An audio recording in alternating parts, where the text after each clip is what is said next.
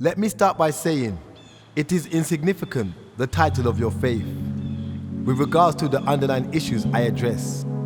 Yes, it doesn't matter whether you are Christian, Muslim, Israelite or Jew. This poem is dedicated to you. You see, a people cannot rise without truth. Neither can truth prevail as long as women are seen and treated as if they are creatures from hell. As Solomon says, who can find a virtuous woman? Her price is far above rubies and gold.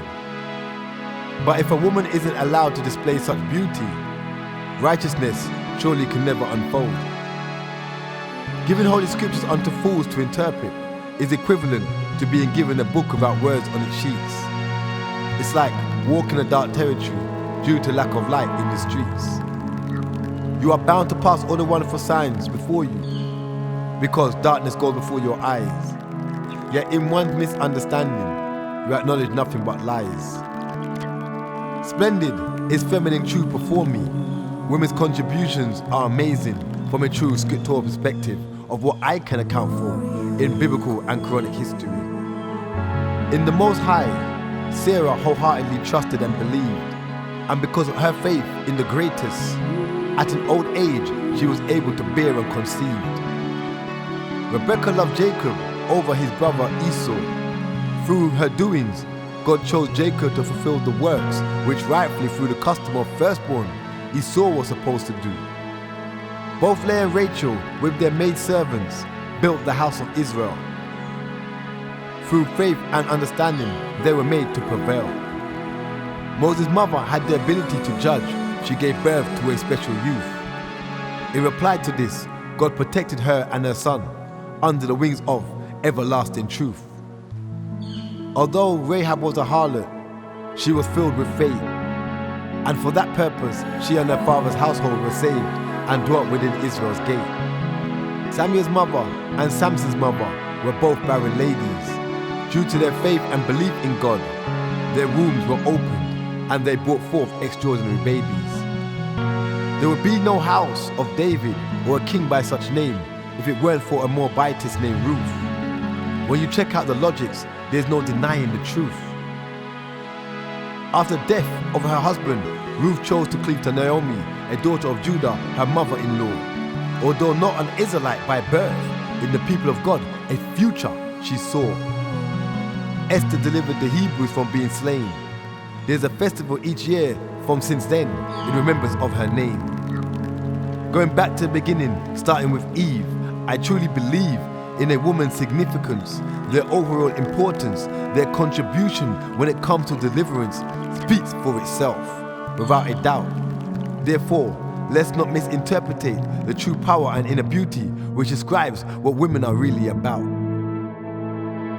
If we look inside the gospel, we see the beauty and strength of the mother of the Messiah. Whether you refer to him as Jesus, Yeshua or Isa, doesn't really matter. What does matter, what matters is, understand the spiritual connection of Mary Magdalene and the sinful woman described in the book of Luke, who in her state of poverty dried her tears with her hair, washed the Messiah's feet, then upon his feet poured perfume so sweet, yet the wealthy would not. Sending a clear message to Simon, are you beginning to get the picture?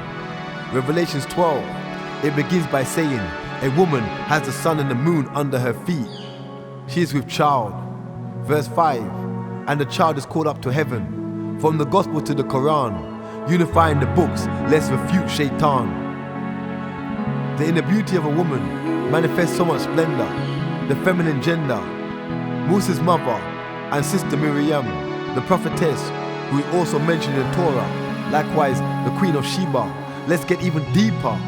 Wives of the Prophet, Aisha and the beloved Khadija. Didn't Aisha teach Islam many years after the transition of the Prophet? Was it not Khadija that stated Muhammad was a messenger? Last but not least, Fatima, a woman whose beauty and intelligence shone beyond physical grace. The power of the woman is undeniably significant throughout time. I mean, just look beyond the Abrahamic phase. Take a peep into ancient Kemet and see. The beauty of our women shone in undeniable glory.